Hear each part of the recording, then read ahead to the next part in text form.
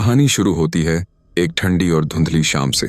पुराने शहर के बीचों बीच किताबों की पुरानी दुकानें जमी हुई थीं। उन दुकानों में से एक के बोर्ड पर धूल जमी थी और उस पर हल्की रोशनी की ट्यूब झिलमिला रही थी। यहीं पर अरविंद नाम का एक लेखक अक्सर अपनी नई कहानियों के लिए किताबें खोजने आया करता था। उस दिन भी वह वहां पहुंचा। दुकान का मालिक, बूढ़ा रहस्यमयी आदमी, उसे देखते ही हल्की मुस्कान के साथ बोला, आज तुम्हारे लिए कुछ खास है। उसने नीचे के शेल्फ से एक पुरानी चमड़े की जिल्द वाली किताब निकाली। किताब अजीब थी। उसके कवर पर कोई नाम नहीं था, बस लाल दाग जैसा कुछ सूखा हुआ था। अरविंद ने किताब उठाई तो उसे ऐसा लगा मानो किताब उसके हाथों की धड़कन महसूस कर रही हो। एक पल को उसने पीछे हटने का सोचा, पर जिज्ञासा भारी पड़ी। बूढ़े ने धीमे स्वर में कहा, सावधान रहना, ये किताब आम नहीं है। अरविंद ने मुस्कुराकर उसकी बात को हल्के में लिया और किताब खरीदकर घर आ गया। रात गहरी हो चुकी थी। उसने अपनी स्टडी में बैठकर किताब खोली। अंदर के पन्ने खाली थे। बस पहले पेज पर हल्के खून जैसे लाल रंग में लिखा था, तुम्हारी कहानी अब शुरू होगी। अरविंद चौंक उठा। उसने सोचा शायद किसी ने शरारत की होगी। उसने पेन उठाया और एक लाइन लिखी। यह एक साधारण शाम थी, लेकिन जैसे ही उसने नजर उठाई, कमरे की खिड़की अपने आप खुल गई। ठंडी हवा अंदर आई और टेबल पर रखी मोमबत्ती अचानक बुझ गई। उसका दिल जोर जोर से धड़कने लगा। वह समझ नहीं पा रहा था कि यह सब संयोग है या किताब की वजह से हो रहा है। उसने किताब को जोर से बंद कर दिया और उठकर कमरे का दरवाजा लॉक कर दिया। लेकिन असली डर तब शुरू हुआ जब उसने फिर किताब के पन्ने खोले। वहां एक नई लाइन उभर आई थी, इस घर में अब एक और मौजूदगी आ चुकी है। अरविंद ने चारों ओर देखा। स्टडी में उसके अलावा कोई नहीं था, पर वातावरण में एक अनजाना बोझ था। घड़ी की सुइयां धीमी होती महसूस हो रही थीं। उसने किताब को छू कर देखा। पन्ने अब हल्के हल्के कांप रहे थे, जैसे किसी ने अभी अभी उन पर सांस फेंकी हो। वह किताब बंद करने ही वाला था कि अचानक कमरे के कोने से हल्की फुसफुसाहट सुनाई दी। कोई उसका नाम पुकार रहा था। आवाज इतनी धीमी थी कि लगता था जैसे दीवारों के भीतर से आ रही हो। अरविंद के गले में अटकन सी हुई। उसने डर के मारे किताब को अलमारी में डाल दिया और सोने चला गया। लेकिन नींद कहाँ आने वाली थी। रात भर उसे लगता रहा जैसे कोई उसके कमरे में चल रहा है। कभी फर्श की चरमराहट, कभी धीमी सांसों की आवाज। सुबह सूरज की किरणें आईं तो अरविंद ने राहत की सांस ली। उसने सोचा शायद उसकी कल्पना होगी। उसने खुद को समझाया कि वह लेखक है। कहानियां सोचने की आदत ने ही उसे ये सब महसूस कराया होगा। पर उसकी उम्मीद ज्यादा देर नहीं टिकी। जैसे ही उसने किताब फिर से खोली, उस पर नया वाक्य लिखा था, आज कोई मरेगा। वह वाक्य पढ़कर उसका चेहरा पीला पड़ गया। उसने किताब को बंद कर दिया और उसे फेंकने का सोचा, पर जैसे ही उसने ऐसा करने की कोशिश की, किताब का वजन अचानक बढ़ गया। उसे लगा जैसे किताब उसके हाथों में चिपक गई हो। तभी दरवाजे पर दस्तक हुई। उसका दोस्त राकेश मिलने आया था। अरविंद ने घबराकर किताब छुपा दी और राकेश को अंदर बुलाया। राकेश ने मजाक करते हुए कहा, यार, तेरे चेहरे का रंग क्यों उड़ गया है? सब ठीक तो है? अरविंद मुस्कुराने की कोशिश करता रहा, लेकिन उसकी आंखों में छुपा डर साफ दिख रहा था। उसने सोचा राकेश को किताब के बारे में बता दे, पर डर था कि वह हंसेगा या उसे पागल समझेगा। दोनों बातें कर ही रहे थे कि अचानक स्टडी से एक जोरदार आवाज आई, जैसे कोई भारी चीज गिर गई हो। राकेश और अरविंद दौड़कर वहां पहुंचे। किताब फर्श पर खुली पड़ी थी और उसके पन्नों पर अब लाल अक्षरों में लिखा था, राकेश का समय खत्म हो चुका है। राकेश ने किताब को देखा और हंसने की कोशिश की। यह क्या है, कोई मजाक? लेकिन उसके होंठों पर आई मुस्कान अधूरी ही रह गई। उसके गले से अजीब सी खराश निकली। उसने अपना सीना पकड़ा और वहीं जमीन पर गिर पड़ा। उसकी सांसें थम चुकी थीं। अरविंद की आंखें फटी की फटी रह गईं। उसने राकेश को हिलाया, उसे पानी पिलाने की कोशिश की, लेकिन सब बेकार था। कमरे की हवा अचानक ठंडी और भारी हो गई। किताब के पन्ने खुद ब खुद पलटने लगे और उनमें से हल्की खून की बूंदें टपकने लगीं। अरविंद को अब यकीन हो चुका था कि यह किताब किसी भी कीमत पर सामान्य नहीं थी, लेकिन देर हो चुकी थी। मौत ने अपना पहला दावा कर लिया था। राकेश की लाश फर्श पर पड़ी थी। कमरे में सन्नाटा ऐसा था कि घड़ी की टिक टिक भी डरा रही थी। अरविंद के हाथ कांप रहे थे। आंखों में डर और पछतावे का मिला जुला भाव था। उसने राकेश को हिलाने की आखिरी कोशिश की, पर सब बेकार था। उसका ध्यान फिर किताब पर गया। किताब अब खुली पड़ी थी और उसके पन्नों पर लाल रंग से लिखा था, एक मौत हो चुकी है, लेकिन कहानी अभी बाकी है। अरविंद ने किताब को उठाने की कोशिश की, लेकिन किताब अजीब तरह से भारी हो चुकी थी, जैसे उसमें कोई अदृश्य ताकत भरी हो। उसने जल्दी से किताब को अलमारी में बंद कर दिया और बाहर भागा। पड़ोसी को बुलाकर राकेश की हालत दिखाई। पड़ोसी ने पुलिस को फोन कर दिया। थोड़ी देर बाद पुलिस आई। इंस्पेक्टर शर्मा ने शव की जांच की। उन्होंने कहा, शरीर पर कोई चोट नहीं है, लगता है हार्ट अटैक हुआ होगा। अरविंद चुप रहा। उसे लगा अगर उसने किताब का जिक्र किया तो लोग उसे पागल समझेंगे। पोस्टमार्टम के लिए राकेश का शव ले जाया गया। पुलिस चली गई, लेकिन अरविंद का दिल अभी भी धड़कनों से कांप रहा था। वह जानता था कि राकेश की मौत किसी बीमारी से नहीं हुई, यह किताब का काम था। रात फिर उतर आई। अरविंद ने खुद को समझाया, शायद सब संयोग हो। उसने डर को दूर करने के लिए किताब को दोबारा उठाने की हिम्मत की। पन्ने पलटे तो एक नया वाक्य चमका, सच से भागोगे तो मौत तुम्हारे और करीब आएगी। अरविंद ने किताब को जोर से बंद कर दिया, पर जैसे ही उसने ऐसा किया, कमरे की लाइट धीमी होने लगी। खिड़की अपने आप खुली और हल्की फुसफुसाहट सुनाई दी। अरविंद, सच्चाई जानो, वरना अगली मौत तुम्हारी होगी। डर के मारे उसका शरीर सुन्न हो गया। उसने तय किया कि किताब का राज समझे बिना चैन नहीं मिलेगा। अगली सुबह वह फिर उसी पुरानी किताबों की दुकान पर पहुंचा। बूढ़ा मालिक उसे देखते ही बोला, किताब तुम्हारे पास पहुंच गई है, अब तुम बच नहीं सकते। अरविंद ने गुस्से में पूछा, तुमने मुझे क्या बेचा था? इस किताब में ऐसा क्या है कि राकेश मर गया? बूढ़ा आदमी शांत आवाज में बोला, यह किताब सैकड़ों साल पुरानी है। इसे खून से लिखी किताब कहा जाता है। कहा जाता है यह किताब अपने मालिक की हर सोच को हकीकत में बदल देती है, लेकिन इसकी कीमत मौत होती है। हर कहानी का अंत किसी की जान लेता है। अरविंद के पैरों तले जमीन खिसक गई। उसने पूछा, इसे खत्म कैसे किया जा सकता है? बूढ़ा बोला, किताब को खत्म करने का एक ही तरीका है। तुम्हें इसे पूरी तरह से भरना होगा और आखिरी पन्ने पर अपना नाम लिखना होगा। तब किताब तुम्हें या तो आजाद करेगी या निगल जाएगी। अरविंद का दिल तेजी से धड़कने लगा। वह सोच में पड़ गया, क्या उसे इसे पूरा लिखना चाहिए या जला देना चाहिए?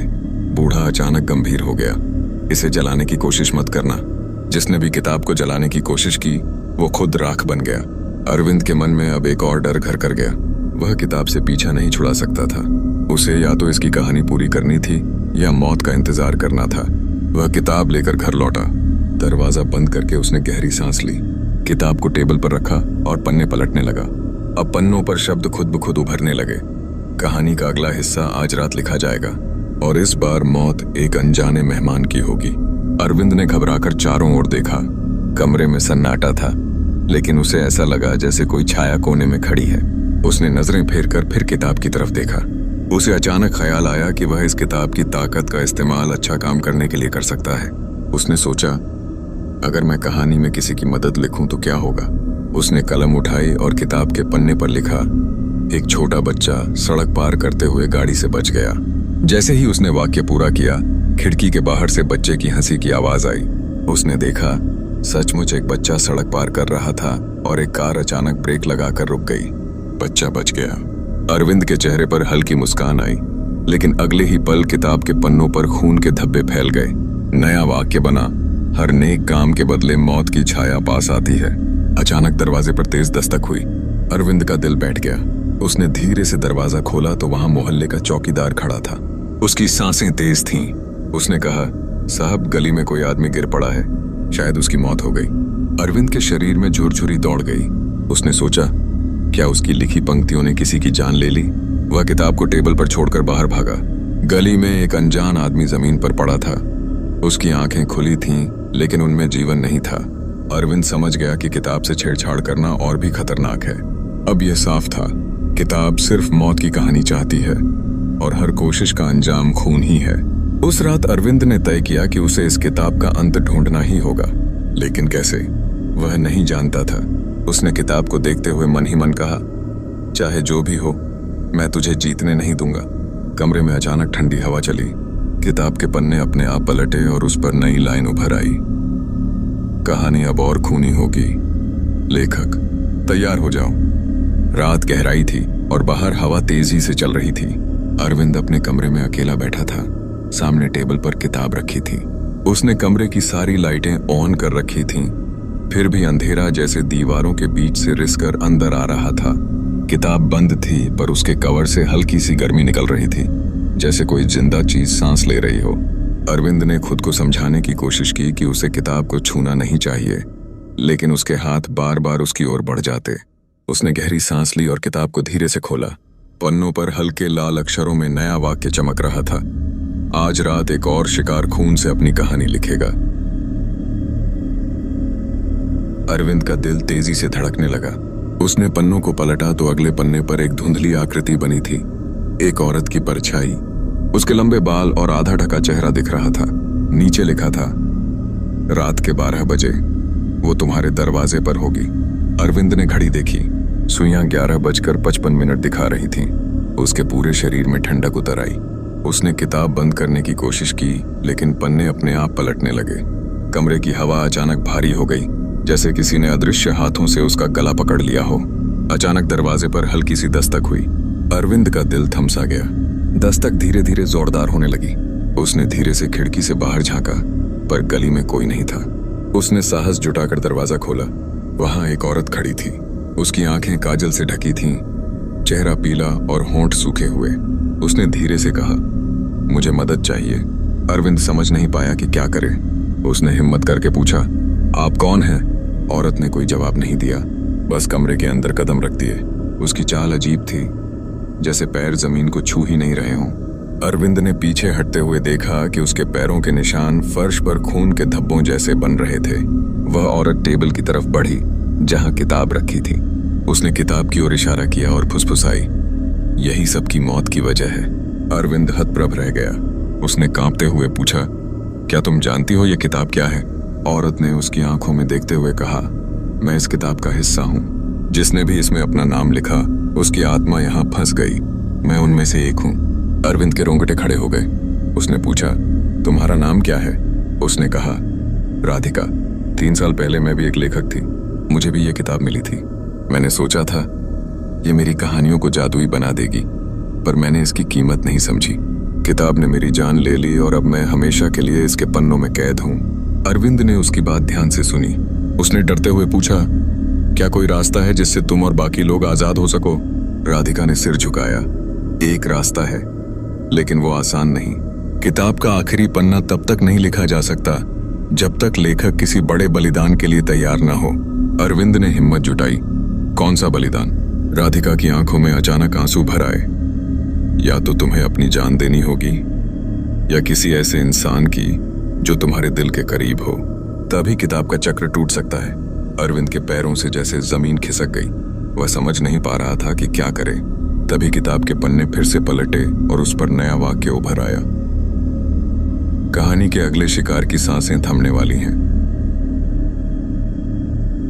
राधिका ने घबराकर किताब को बंद करने की कोशिश की, लेकिन किताब ने उसका हाथ झटका और तेज आवाज के साथ टेबल से गिर गई। जमीन पर गिरते ही उसके पन्नों से लाल धुआं निकलने लगा। अचानक कमरे की खिड़की जोर से खुली और बाहर से ठंडी हवा अंदर आई। हवा के साथ एक और छाया अंदर दाखिल हुई। लंबा काला साया। उसकी आंखें आग जैसी चमक रही थीं। उसने अरविंद की ओर देखा और धीमी भारी आवाज में कहा, कहानी अभी खत्म नहीं हुई। अरविंद और राधिका दोनों डर से पीछे हटे। साया धीरे धीरे आगे बढ़ा और राधिका के पास आकर खड़ा हो गया। उसने अपना लंबा हाथ बढ़ाया और राधिका के कंधे को छू लिया। राधिका चीख उठी। उसका शरीर हवा में कांपने लगा और फिर अचानक धुंध में बदलने लगा। उसकी चीख कमरे की दीवारों में गूंजने लगी और पलक झपकते ही वह गायब हो गई। अरविंद हक्का बक्का रह गया। उसने किताब की ओर देखा। किताब खुली पड़ी थी और उसके पन्नों पर खून से लिखा था, एक और आत्मा पन्नों में समा गई। अगला नाम तय करो, लेखक। अरविंद का दिल बुरी तरह धड़कने लगा। उसे समझ आ गया कि अब खेल और खतरनाक हो चुका है। किताब सिर्फ उसे नहीं, बल्कि उसके आसपास के हर इंसान को खतरे में डाल सकती है। उसने किताब को उठाया और कसकर पकड़ लिया। उसकी आंखों में डर के साथ गुस्सा भी था। उसने कहा, चाहे जो हो, मैं तुझे हराने की कोशिश करूंगा। लेकिन किताब के पन्नों पर फिर से खून के अक्षर उभर आए। जो भी मुझसे लड़ने की कोशिश करेगा, उसकी कहानी मौत पर खत्म होगी। कमरे की हवा अचानक ठंडी हो गई। लाइट टिमटिमाने लगी। ऐसा लगा मानो दीवारें भी सांस ले रही हों। अरविंद को अब एहसास हो गया था कि वह एक ऐसी लड़ाई में फंस चुका है जिसमें दांव पर उसकी जान से भी ज्यादा कुछ है। उसने किताब को बंद किया और खुद से वादा किया, चाहे कुछ भी हो, अगला शिकार मैं नहीं बनने दूंगा। रात के सन्नाटे में अरविंद अपने कमरे में अकेला बैठा था। सामने टेबल पर किताब पड़ी थी और उसकी जिल्द हल्की हल्की धड़क रही थी। जैसे कोई जिंदा चीज हो। कमरे में लाइट जल रही थी, पर फिर भी चारों तरफ अंधेरा रेंगता हुआ महसूस हो रहा था। दीवारें जैसे किसी अदृश्य सांस से कांप रही थीं। अरविंद ने गहरी सांस ली। उसने सोचा, अब डरने से कुछ नहीं होगा। अगर उसे किताब को हराना है तो उसे इसके खेल को समझना होगा। उसने किताब को सावधानी से खोला। पन्नों पर खून जैसे अक्षरों में नया वाक्य चमक रहा था। लेखक, अब तेरे लिए कोई सुरक्षित जगह नहीं है। या तो तू कहानी खत्म कर या मौत तेरा पीछा करेगी। अरविंद ने आंखें बंद कर ली। उसने खुद से कहा, नहीं, मैं तेरे नियमों पर नहीं खेलूंगा। मैं तेरे पन्नों को ही तेरे खिलाफ इस्तेमाल करूंगा। उसने कलम उठाई और किताब के पन्नों पर लिखने लगा। कहानी का शिकार अब किताब का साया बनेगा और उसकी ताकत खत्म होगी। लेकिन जैसे ही उसने आखिरी शब्द लिखा, कमरे की हवा भारी हो गई। किताब जोर से बंद हो गई और उसके पन्नों से काला धुआं निकलने लगा। एक ठंडी भारी आवाज कमरे में गूंजी, तू सोचता है मुझे हरा सकता है? अरविंद का दिल जोर जोर से धड़कने लगा। उसने पीछे हटने की कोशिश की, लेकिन किताब अचानक खुल गई और उसके पन्नों से काली लपटें उठीं। उन लपटों के बीच वही काला साया प्रकट हुआ। उसकी आंखें खून जैसी लाल थीं और चेहरा धुंध से ढका हुआ। साया धीरे धीरे आगे बढ़ा। उसने अरविंद की ओर इशारा किया, अब तेरा नंबर है। अरविंद ने हिम्मत जुटाई। उसने किताब को कसकर पकड़ा और चिल्लाया, नहीं, मैं तेरे खेल का हिस्सा नहीं बनूंगा। उसने किताब को जमीन पर पटका और उस पर पैर रखकर दबाने लगा, लेकिन किताब जैसे लोहे की बनी हो।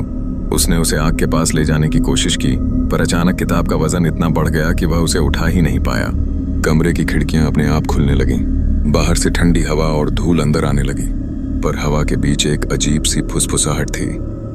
अरविंद, रुक जा, तुझे पता नहीं तू किससे लड़ रहा है। अरविंद ने चारों ओर देखा। यह आवाज राधिका की थी। उसकी आत्मा जैसे कहीं से लौट आई हो। उसने कहा, किताब को खत्म करने का रास्ता सिर्फ एक है। इसे पूरी तरह लिखना होगा। आखिरी पन्ने पर सच लिखना होगा। अरविंद ने किताब को उठाया। पन्नों पर जगह जगह खून के धब्बे थे। उसने कलम उठाई और तेजी से लिखने लगा। किताब की ताकत खत्म हो जाएगी जब इसका सच सामने आएगा। लेकिन पन्नों पर उसके शब्द घुलकर गायब हो गए। उनकी जगह नया वाक्य उभरा। सच लिखने की कीमत बहुत भारी होगी। एक और आत्मा को पन्नों में समाना होगा। अरविंद का मन डगमगा गया। क्या वह किसी और की जान की कीमत पर यह खेल खत्म कर सकता है? उसने खिड़की से बाहर झांका। गली में बच्चे खेल रहे थे। दूर चाय वाले की दुकान पर दो लोग हंसते हुए बातें कर रहे थे। उसने सिर झुका लिया। नहीं, वह किसी निर्दोष को खतरे में नहीं डालेगा। तभी कमरे में अंधेरा और घना हो गया। साया दीवारों से निकलकर उसके पास आया। उसकी आवाज गूंजी, अगर तू अपना नाम नहीं लिखेगा तो मैं खुद किसी को चुन लूंगा। अरविंद ने कांपते हुए पूछा, किसे? साया हंसा। उसकी हंसी कमरे की दीवारों को हिला गई। उसने कहा, वह जो अभी दरवाजे के बाहर खड़ा है। अरविंद ने चौंक कर दरवाजे की तरफ देखा। बाहर किसी ने दस्तक दी। आवाज जानी पहचानी थी। यह उसकी बहन मीरा थी। वह अक्सर अचानक मिलने आ जाती थी। अरविंद का दिल बैठ गया। किताब के पन्ने तेजी से पलटने लगे। एक नया वाक्य उभरा, मीरा की किस्मत अब तेरे फैसले पर है लेखक। अरविंद पसीने से भीग गया। उसने दरवाजे की ओर देखा। मीरा की आवाज आई, भैया दरवाजा क्यों नहीं खोल रहे? साया उसके पास आ गया। उसने फुसफुसाकर कहा, बस एक नाम लिख दे, अपना या उसका, कहानी खत्म हो जाएगी। अरविंद ने कांपते हुए कलम उठाई। उसके सामने किताब के आखिरी पन्ने पर खाली जगह थी। उसकी उंगलियां जकड़ी हुई थीं। आंखों में आंसू भर आए। उसने मीरा की हंसी को याद किया। उसका बचपन याद आया। उसने कलम को नीचे रखा। नहीं, वह किताब को जीतने नहीं देगा। उसने गहरी सांस ली और किताब के पन्ने पर लिखने लगा, मैं अरविंद इस कहानी का अंत खुद अपने खून से लिखूंगा। जैसे ही उसने ये शब्द पूरे किए, पन्नों से तेज लाल रोशनी निकली। कमरा कांप उठा। साया चिल्लाया, नहीं, ये तेरा हक नहीं। किताब जोर से बंद हो गई। साया दीवारों में समा गया और कमरे में गहरा सन्नाटा छा गया। अरविंद जमीन पर गिर पड़ा। उसका चेहरा पीला था। सांसें धीमी हो रही थीं, पर उसके होंठों पर हल्की सी मुस्कान थी। उसने दरवाजे की ओर देखा जहां मीरा खड़ी थी। वह डर के मारे सब देख चुकी थी। अरविंद ने धीमे स्वर में कहा, किताब को मत छूना। उसकी आंखें बंद हो गईं। मीरा ने कांपते हाथों से किताब उठाई। पन्ने शांत थे, पर उनके बीच से हल्की सी गर्मी अब भी निकल रही थी। कमरे के कोने में रखा वह अजीब सा संदूक धीरे धीरे खुलने लगा। भीतर से वही किताब बाहर झांक रही थी। उसके पन्नों पर ताजा खून की तरह लाल अक्षर चमक रहे थे। राघव ने कांपते हाथों से किताब उठाई। उसके दिल की धड़कन इतनी तेज थी कि जैसे अभी फट पड़ेगी। किताब के पहले पन्ने पर एक नया वाक्य उभरने लगा। आज रात सब खत्म होगा, कोई एक बचेगा, बाकी किताब में समा जाएंगे। राघव के पैरों तले जमीन खिसक गई। पीछे माया ने डरते हुए पूछा, अब क्या लिखा है? राघव ने जवाब देने की कोशिश की, मगर उसके शब्द गले में अटक गए। उसने किताब माया को दिखा दी। पन्नों से जैसे ठंडी हवा का झोंका निकला। कमरा और स्याह हो गया। दीवारों पर अजीब परछाइयां नाचने लगीं। अचानक किताब के पन्ने तेजी से पलटने लगे, जैसे कोई अदृश्य हाथ उन्हें उलट रहा हो। पन्नों पर शब्द बनते बिगड़ते दिखे। खून, मौत, बचाव, बलिदान। आखिरी पन्ने पर उभर कर आया, जिसने किताब को जगाया वही इसे सुला सकता है, पर उसकी कीमत होगी। राघव समझ गया कि यह कीमत कोई साधारण नहीं होगी। तभी कमरे का तापमान गिरने लगा। चारों तरफ अंधेरा फैल गया। माया ने राघव का हाथ पकड़ा और कहा, किताब को खत्म करो, वरना यह हमें निगल जाएगी। राघव ने चारों तरफ देखा। पास पड़ी टेबल से माचिस उठाई। उसने किताब को जलाने की कोशिश की, मगर आग छूते ही बुझ गई। किताब ने धीमी हंसी जैसी आवाज निकाली। पन्नों पर एक और वाक्य चमका, आग नहीं, खून से मिलेगा अंत। राघव के चेहरे का रंग उड़ गया। माया ने कांपती आवाज में कहा, शायद तुम्हें अपना खून देना होगा। राघव ने गहरी सांस ली। उसने जेब से छोटा सा प्लेट निकाला, जो वह पुराने पन्ने काटने के लिए रखता था। हाथ पर हल्की सी रेखा खींची। खून की बूंदें किताब पर टपकी। जैसे ही खून पन्नों को छुआ, किताब ने खून को सोख लिया और तेज रोशनी फैली। माया ने चीख कर आंखें बंद कर लीं। अचानक एक जोर का धमाका हुआ। किताब हवा में उछली और जमीन पर गिरते ही उसके पन्ने बिखरने लगे। कमरे में चीखें गूंजने लगीं, उन सब की चीखें जो किताब के जाल में फंसकर मारे गए थे। राघव ने किताब के आखिरी पन्ने को पकड़ा। उस पर लिखा था, किताब का अंत तुम्हारे बलिदान से होगा। अगर तुम रुके तो अंधेरा लौट आएगा। माया रो पड़ी। उसने कहा, नहीं राघव, कोई और रास्ता होगा। मगर राघव जानता था कि अब और विकल्प नहीं है। उसने माया के चेहरे को आखिरी बार देखा और कहा, अगर मैं न रहूं तो इस किताब के बचे हुए टुकड़ों को जला देना। इतना कहकर उसने किताब के पन्ने पर अपने खून से अपना नाम लिख दिया। जैसे ही आखिरी अक्षर पूरा हुआ, किताब से आग भड़क उठी। पन्ने जलने लगे, धुआं और राख में बदलने लगे। मगर उसी पल राघव की आंखें भारी हो गईं। उसका शरीर ठंडा पड़ने लगा। माया ने उसे पकड़ा, लेकिन राघव धीरे धीरे उसके हाथों में ढह गया। किताब पूरी तरह जलकर राख हो चुकी थी और कमरे में गहरा सन्नाटा छा गया। सिर्फ माया की सिसकियां सुनाई दे रही थीं। उसने राख को इकट्ठा किया, बाहर ले गई और उसे नदी में बहा दिया। सुबह की पहली किरण कमरे में दाखिल हुई। किताब का साया अब नहीं था, लेकिन राघव की कुर्सी खाली पड़ी थी। माया ने आसमान की ओर देखा। हवा में हल्की फुसफुसाहट गूंजी, जैसे राघव की आवाज कह रही हो, खतरा खत्म हो गया। माया ने आखिरी बार उस जगह को देखा जहां किताब थी।